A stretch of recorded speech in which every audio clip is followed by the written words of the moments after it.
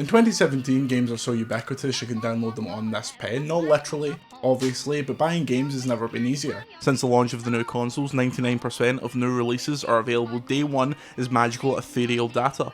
No more plastic shite clogging up your house, no more going to the shop like some kind of outdoorsy prick. Yes, in 2017, convenience is won, providing you're a millionaire. But the digital revolution has made it easier than ever to expand your library with a Steam-style deluge of games you'll never bother launching, and never buy a game day one digitally because it's simply a bad deal. On this episode we'll discuss this, the confusing situation about digital pricing versus physical in the UK, and much more. I'm Jordan Midler, this is Restart.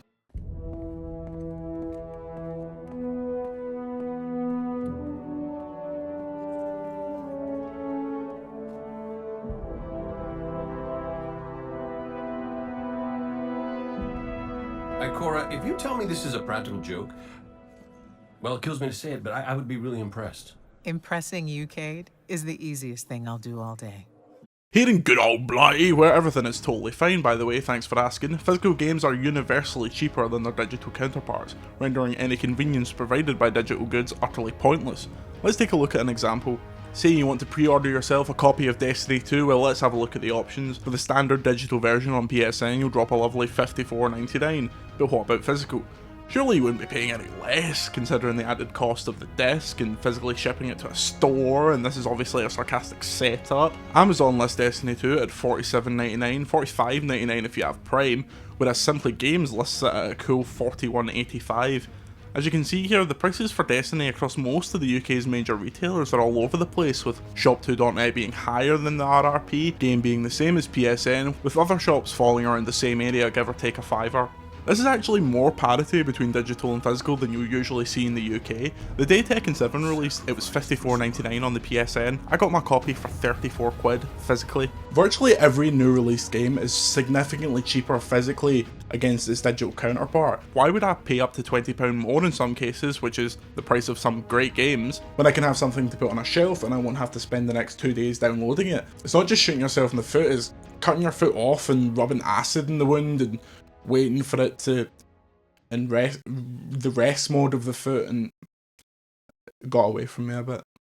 The madness only continues on Nintendo's new rectangle, the Nintendo Switch. Take Puyo Puyo Tetris for example. As you can see here, the gap in price between physical and digital across all the platforms it's available on is clear and confusing at the same time. It's not a good look for Nintendo.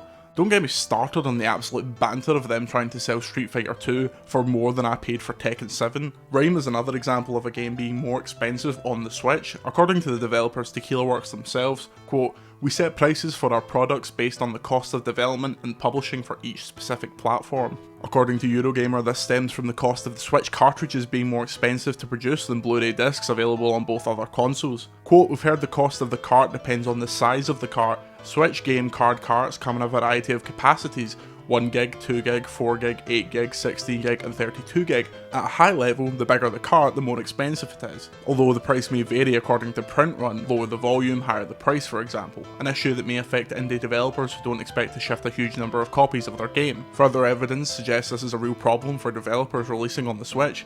Snake Pass from Sumo Digital has parity across all platforms it was released for because it doesn't have a physical product. So ultimately it leaves gamers in a ridiculous situation where on one side you have the PS4 and the Xbox One, where buying new games digitally is an absolute fool's errand compared to the cost of discs, and then on the Switch you have a mess of uneven pricing, developer pressure and general confusion. See, the problem is I want to buy my games digitally. I don't trade games in, I don't really buy collector's editions anymore. I have plenty of statues here, but I just refuse to pay up to £20 more for the exact same game.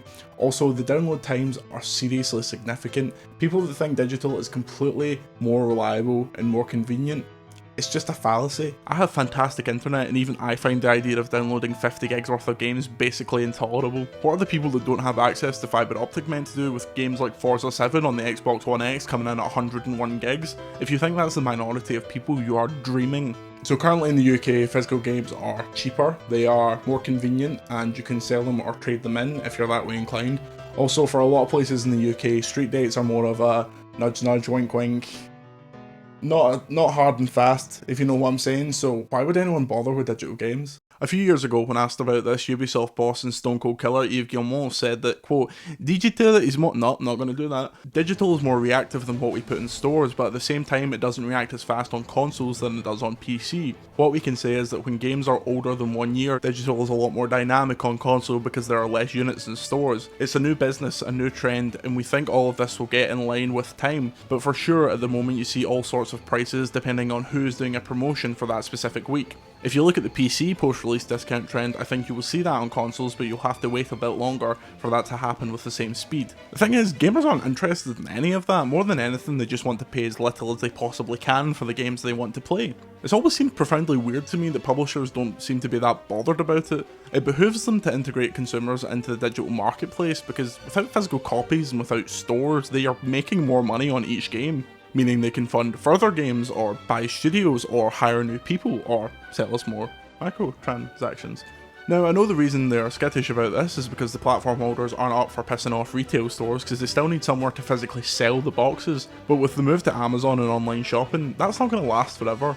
They should be doing everything they can to make the idea of buying a new game on PSN and Xbox Live normal to the majority of people. Some headway has been made by having a lot of console bundles come with digital codes rather than a physical box, but for the majority, buying games digitally on consoles is strictly the domain of indie games or smaller titles. With games pricing only getting stranger, it doesn't seem like something that can be solved anytime soon. It feels like we're stuck in the middle of a transitionary period where big companies and publishers, internet providers have to work together or budge in some way to make it better for the consumer, and big companies are famous for being pro-consumer. Any day now. Sure it'll be alright. Can't even change our names on PSN.